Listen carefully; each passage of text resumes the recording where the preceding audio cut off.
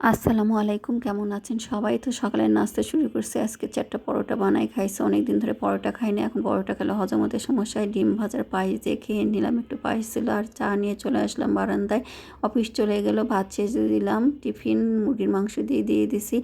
আর এই তো দেখেন মরিচের গাছে এমন ফুল আসছে। যদি এই মরিচগুলো লাগে অনেক মরিচ হবে। এখন লাগে না তো বারান্দায়, আসলে এগুলো রোদ পেতে হয়। যে কোনো ফলের গাছ ফুলের গাছে একটু রোদটা পেলে গাছ ভালো হয়। রান্নাঘরে চলে আসলাম, রসুন ভিজাইছি। রসুন একটু খালার আমি মিলে চুলে নেবো, কারণ একা চুলা অনেক কঠিন। খালাও একা পারবে না, আমিও পারবো না। আর একবারে আমি বেশি করে আদা রসুন পেস্ট করে রাখি। আদাটা কালকে সিলে রাখছে, যেন আজকে রসুনটা আর একটু লাউটা কেটে নিচ্ছি। লাউ দিয়ে মাছ ঝোল করব।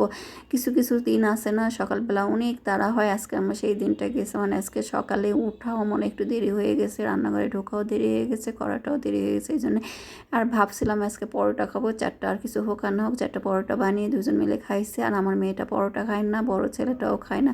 আর ছোটোটা তো রুটি ছিল, সেটাই দিয়ে মুরগির মাংস দিয়ে খেয়ে চলে গেছে। আর এই তো লাউটা হয়ে গেছে।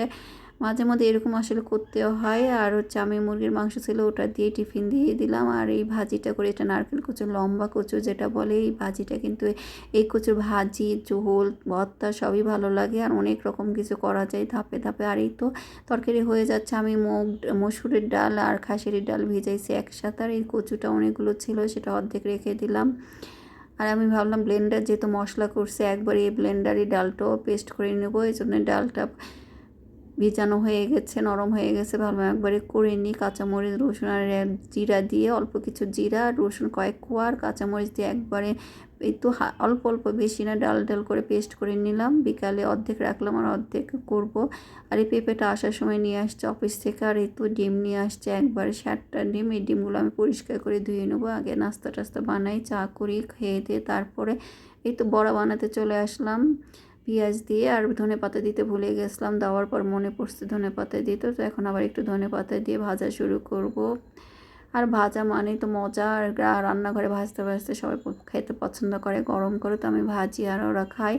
আর এই পেঁয়াজু, বড়া, বেগুনি এগুলো আমার আগে অনেক বানাতে হতো, মানে ছেলে মেয়ে যখন বাসায় ছিল, প্রাইভেট স্কুল পড়া, আর এই নাস্তা ছাড়া ওরা পড়তে বসতোই না, এই নাস্তার অপেক্ষায় থাকতো। এই জন্য বাসায় যে কোনো এগুলো করে রাখতে হতো রেডি করে।